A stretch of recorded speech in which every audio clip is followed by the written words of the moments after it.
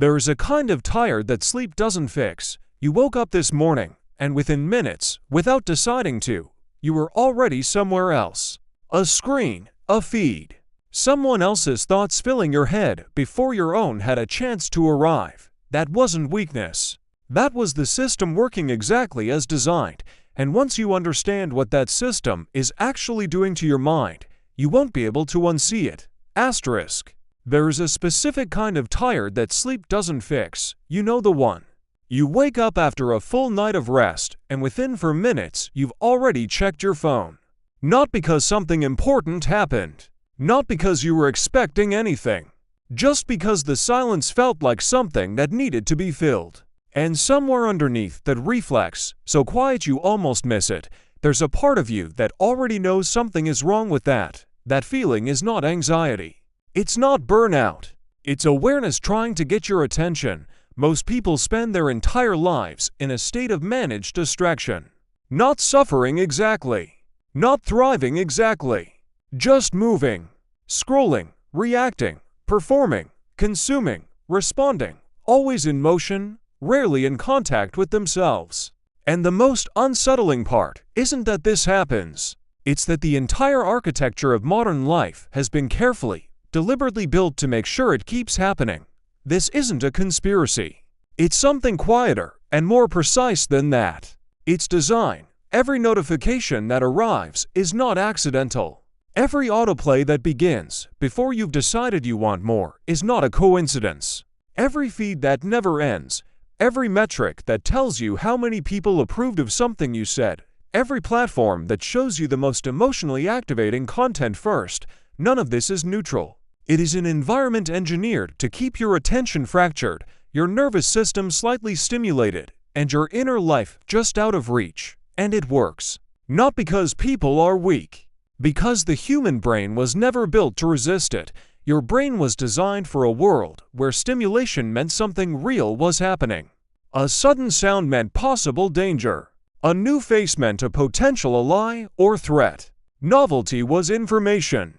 The dopamine system that makes you reach for your phone exists because it once helped your ancestors survive by paying attention to anything new.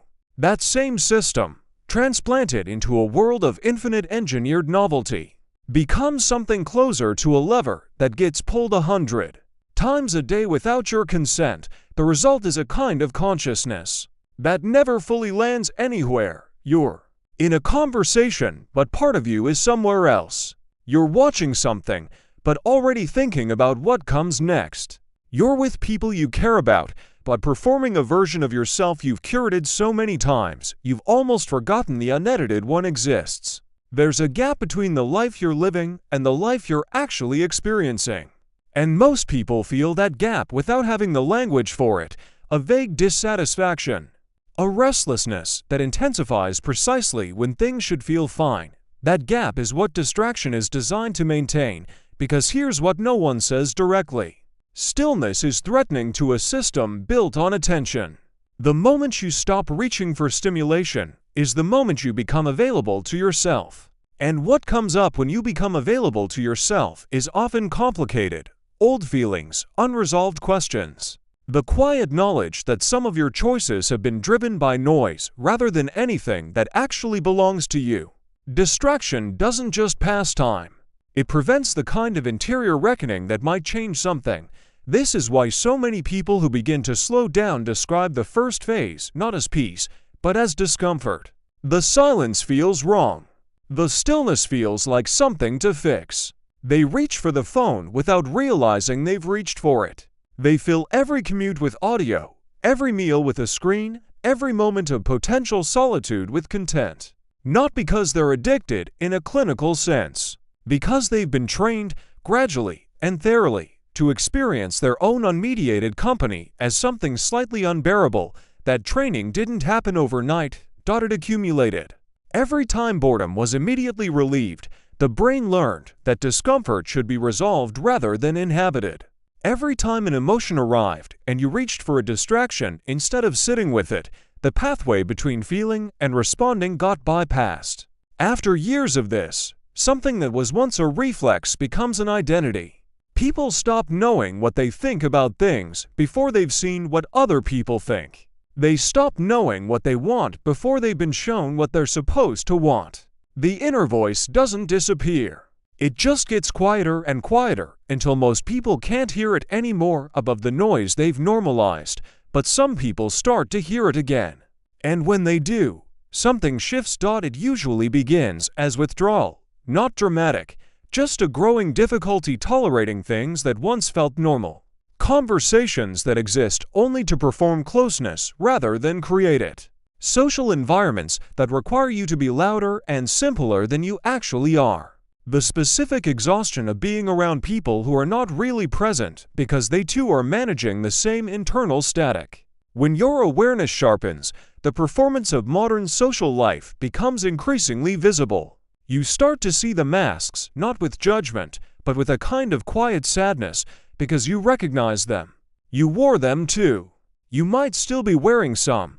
Conscious people don't withdraw because they think they're better than the noise. They withdraw because they can no longer pretend they don't notice it.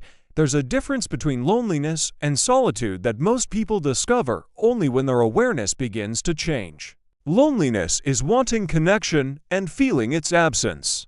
Solitude is choosing your own company and finding it sufficient. The shift between them isn't philosophical, it's experiential. It happens when the internal world becomes rich enough that silence stops being empty and starts being full. When you've spent enough time with your actual thoughts, not the curated ones, not the performed ones, but the real unpolished ones, you stop needing external noise to feel like something is happening. Because something is always happening. You just have to be quiet enough to notice it.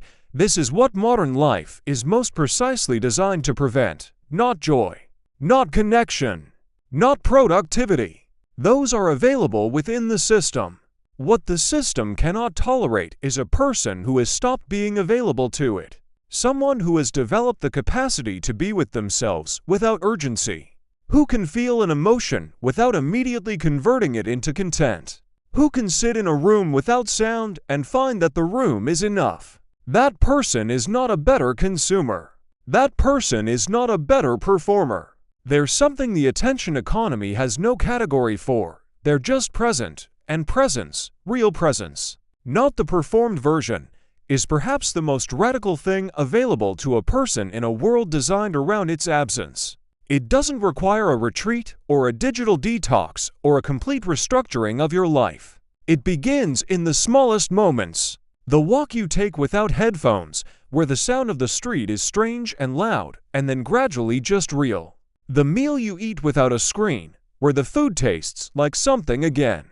The conversation where you stop composing your response and actually listen to what the other person is afraid to say. These moments don't feel like transformation. They feel almost embarrassingly small, but they accumulate into something. The same way distraction accumulated into disconnection. Presence accumulates into contact with the world, with other people, and with the part of yourself that knows the difference between what you've chosen and what you've simply been handed. You can't opt out of a world that runs on distraction. The infrastructure is too deep, the design too precise. But you can become someone it doesn't fully reach. Not through effort or discipline in the conventional sense. Through the slower, quieter work of learning to recognize the pull before you've already followed it. To notice the reflex. To sit in the gap between stimulus and response and discover that the gap is where you actually live. Most people never find that gap. Not because they couldn't, because nothing in the world around them ever told them it was worth looking for. But you already knew it existed. That's why something in you recognized this from the beginning. The noise hasn't stopped. It won't, but you're listening differently now. And that, quietly, changes everything. Asterisk if something in this video felt like it was describing something you felt but never had words for, that's not coincidence. That's you recognizing something real about yourself. Subscribe if you want to keep going deeper into how the mind actually works. Share this with someone who you think is ready to hear it. And drop one word in the comments that describes how you feel most of the time.